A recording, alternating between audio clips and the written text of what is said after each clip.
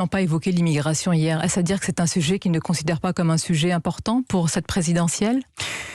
Alors vous êtes d'accord qu'il ne l'a pas évoqué? Vous avez entendu le même discours. Les commentaires sont rigolos parce que c'est pourquoi le président de la République a parlé pendant 23 minutes ou 26 minutes et maintenant pourquoi il n'a pas encore parlé de ça. Bon. Il a parlé du travail, du nucléaire, d'abord parce qu'il a peut-être laissé le soin à son ministre de l'Intérieur de répondre à vos questions. Donc si vous en avez, je réponds bien volontiers. Je ne suis pas sûr qu'il faille qu'on ait tous une obsession sur l'immigration. Il y a une situation explosive à la frontière polonaise. Il y a une situation obsessionnelle de la part de certains candidats sur l'immigration qui me paraît ni une chance ni une malchance pour la France. C'est un fait.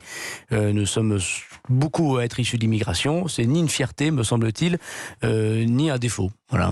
Et c'est la France. Mais quelle action? Parce que précisément la tension monte, je vous donne cet exemple, à la frontière de la Pologne, dénonce quand même une invasion migratoire, ce sont les mots qui ont été dits, avec près de 4000 migrants qui sont aussi dans le froid et dans la misère, qui veulent forcer les frontières. Varsovie dénonce un acte hostile organisé par la Biélorussie et la Russie qui utiliserait ces migrants comme arme de déstabilisation. Que dit ce matin le ministre intérieur de la France? Qu'est-ce qu'on fait dans une telle situation? Bon, d'abord c'est effectivement scandaleux, mais la France connaît avec les pays de la Méditerranée cette situation depuis longtemps. Aujourd'hui, c'est l'Est qui le connaît. Nous avons soutenu cet été, à la demande du président de la République, les pays baltes qui avaient ce genre d'attaque par migrants. C'est, pour que chacun nous comprenne, c'est pas les migrants qui attaquent, mais des pays qui utilisent la misère des personnes pour les envoyer vers d'autres pays afin de mettre une pression politique, médiatique et d'intégration dans ces pays. Et aujourd'hui, la Biélorussie utilise des migrants qui viennent d'ailleurs, souvent d'Afghanistan d'ailleurs, pour pouvoir les forcer à aller vers la Pologne, notamment, pas que la Pologne, mais vers la Pologne. C'est évidemment inacceptable.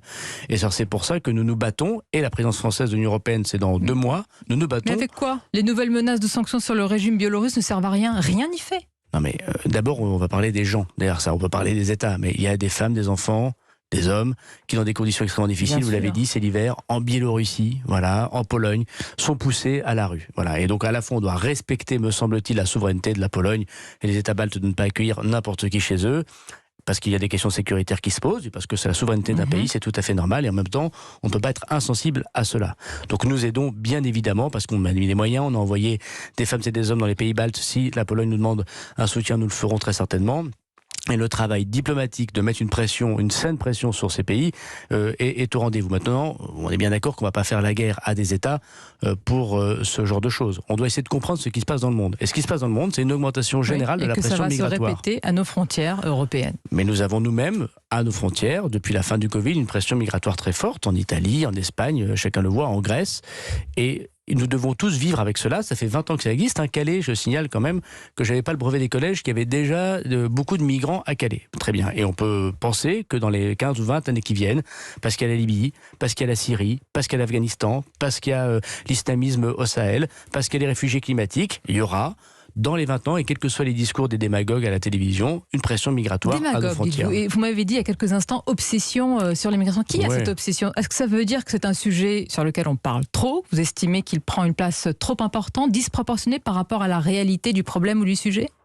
Je pense que c'est un sujet important, mais qui ne doit pas être l'alpha et l'oméga de tout. C'est comme tous ceux qui vous expliquent que le climat, c'est l'alpha et l'oméga de toute politique.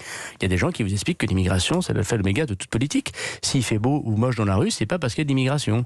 Donc je pense qu'on peut en parler raisonnablement. On peut aimer avoir des frontières, choisir ces personnes qui viennent sur le territoire national, avoir une volonté de les intégrer, vouloir qu'ils parlent et qu'ils apprennent le français, vibrer au son de la Marseillaise, expulser les personnes qui commettent des méfaits sur le sol de la République, sans en parler matin, midi et soir. On va quand même continuer à en parler.